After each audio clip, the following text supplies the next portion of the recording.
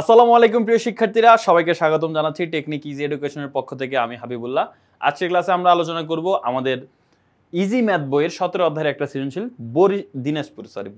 Dinajpur board 2024 সালে এসেছে। So এখানে আমরা দেখতে পাচ্ছি একটা গণসংখ্যা নিবেশন সারণী দেওয়া আছে, এটা থেকে আমাদের ক খ গ নির্ণয় করতে হবে। এখন বলতেছে প্রচুরক শ্রেণীর পূর্বের শ্রেণীর মধ্যবিন্দু নির্ণয় করো। তো প্রচুরক শ্রেণী কোনটা এটা আমরা সবাই জানি, আর যারা জানো না তারা তাদের জন্য আমি এখন একটু বলতেছি। যেই শ্রেণীতে গণসংখ্যা সবচেয়ে বেশি সেই শ্রেণীটাই হচ্ছে প্রচুরক শ্রেণী। তার মানে 81 থেকে 85 এটাই হচ্ছে আমাদের প্রচুরক শ্রেণী। এখন প্রচুরক শ্রেণীর মধ্যমান চায় না, চাইছে প্রচুরক শ্রেণীর পূর্বের শ্রেণী। তার মানে প্রচুরক শ্রেণীর পূর্ব শ্রেণী কত? 76 থেকে 80, এই পূর্বের শ্রেণী। তার মানে এটার মধ্যমান যা বের করতে হবে, তাহলে দুইটাকে যোগ করে 2 দিয়ে ভাগ করে ফেলতে হবে। এটাই হচ্ছে মধ্যমান। মধ্যমান বের করার নিয়ম হচ্ছে নিম্নসীমা যোগ উচ্চসীমা ভাগ 2। এই যে দেখো এই দুইটাকে যোগ করে 2 দিয়ে ভাগ করে ফেলছি, 78। এটাই হচ্ছে আমাদের মধ্যমান। শেষ। এবার আসলে খ নাম্বার প্রশ্ন, মধ্যক নির্ণয় করতে হবে। মধ্যক যদি নির্ণয় করতে হয় তাহলে আমরা 3টা কলাম অঙ্কন করতে হবে। একটা হচ্ছে প্রাপ্ত নাম্বার মানে হচ্ছে শ্রেণীব্যাপ্তি, আর একটা হচ্ছে গণসংখ্যা। এটা প্রশ্নেই দেওয়া আছে।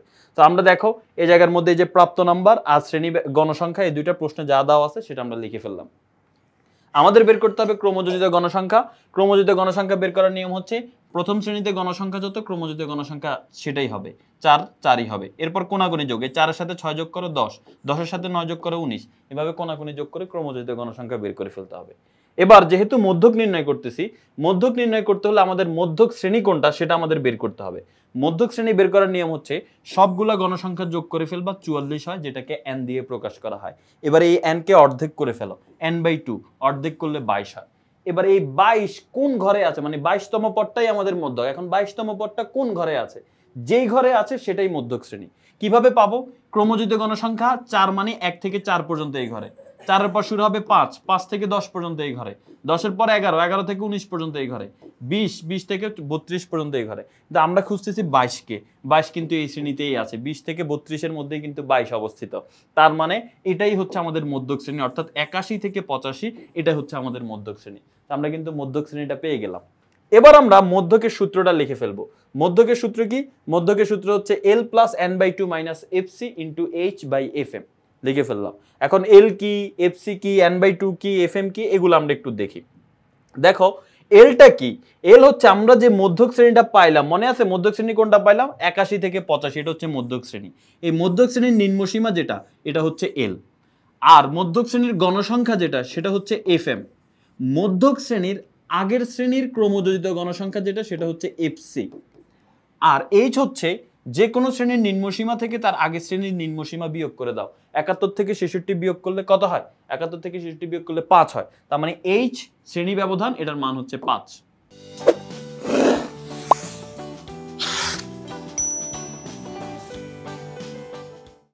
আর n/2 এটার মান তো দেখতেই পাচ্ছি 22, n এর মান 44 আর n/2 মানে হচ্ছে 22। এখন জাস্ট এই মানগুলো আমরা এখানে বসাই দিব। এই যে দেখো এই মানগুলো আমরা এখানে বসাই দিলাম। বসায় ক্যালকুলেট করে ফেলবো। 22 থেকে 19 বিয়োগ করলে 3, আবার 5 আর 3 গুণ করলে 15, 15কে 13 দিয়ে ভাগ করলে হয় 1.15। 81-র সাথে 1.15 যোগ করলে হয় 82.15। এটাই হচ্ছে আমাদের মধ্যক। আশা করি বুঝতে পেরেছো মধ্যক কিভাবে নির্ণয় করতে হয়। এবার আসো আমরা আমাদের গ নাম্বার প্রশ্নে চলে আসি। গ নাম্বার প্রশ্নে আমাদেরকে কি বলেছে? বলেছে এই যে উপাত্তটা আছে এটার অজীব রেখা অঙ্কন করো। তো অজীব রেখা যদি আমরা অঙ্কন করতে যাই তাহলেও আমাদের একটা টেবিল অঙ্কন করতে হবে।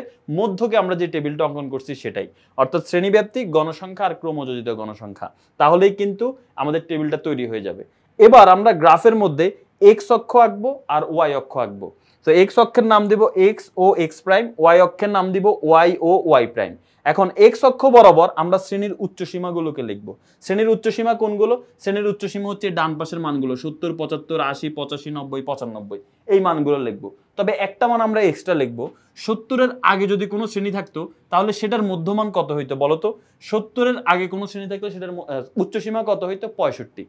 কেমনে? কারণ আমরা দেখতেছি 5 5 করে কমতেছে। 75 থেকে 5 কম 70, 70 থেকে 5 কম 65। তার মানে 65 থেকে শুরু হবে, 95-তে শেষ হবে।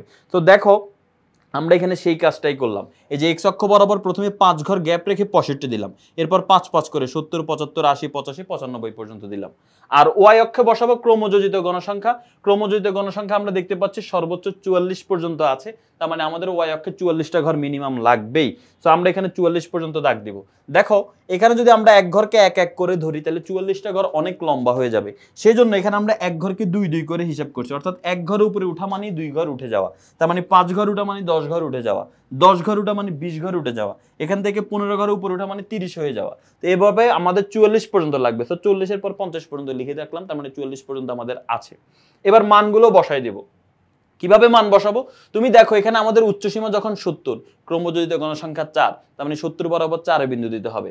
যখন 75 তখন 10, তার মানে 75 বরাবর 10 এ দিতে হবে। তো দেখো আমি এখানে এই যে 70 বরাবর, এই যে 70 বরাবর এই 4 এ বিন্দু দিলাম। এখন তুমি বলতে পারো যে ভাই 2 ঘর উপরে দিয়েছেন কেন? কারণ আমরা ওয়াই অক্ষে এক ঘরকে 2 2 করে ধরছি, তার মানে 2 ঘর উপরে বিন্দু দাও মানে 4 ঘর উপরে বিন্দু হয়ে যাওয়া। তার মানে 70 বরাবর আমরা 4 ঘর উপরে বিন্দু দিলাম, 75 বরাবর আমরা 10 ঘর উপরে, 10 ঘর উপর মানে 5 ঘর উপরে বিন্দু দিলাম। এভাবে সবগুলো বিন্দু দিয়ে এই বিন্দুগুলো যোগ করে দিব।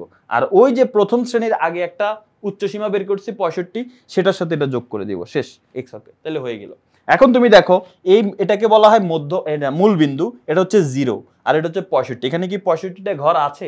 নাই, বাট 65টা ঘর আছে এটা বোঝানোর জন্য এই ভাঙা চিহ্নটা ব্যবহার করতে হয়, শেষ। আর এখানে লিখে দিবা শ্রেণীর উচ্চসীমা, এখানে ক্রমযোজিত গণসংখ্যা লিখে দিবা। আর বর্ণনাটা তুমি এখানে লিখে দিবা যে এক্স অক্ষে আমরা এখানে এক ঘরকে 2 2 করে হিসাব করছি, সেটা তুমি বলে দিবা। আবার ওয়াই অক্ষেও আমরা এক ঘরকে 2 2 করে হিসাব করে তারপর আমাদের গ্রাফটা অঙ্কন করছি। তো আশা করি তোমরা সবাই বুঝতে পেরেছো, খুবই সহজ একটি আমাদের সৃজনশীল প্রশ্ন ছিল। সবার প্রিপারেশন আশা করি ভালো হচ্ছে। সবাই ভালো থাকো, সুস্থ থাকো। আল্লাহ হাফেজ, আসসালামু আলাইকুম।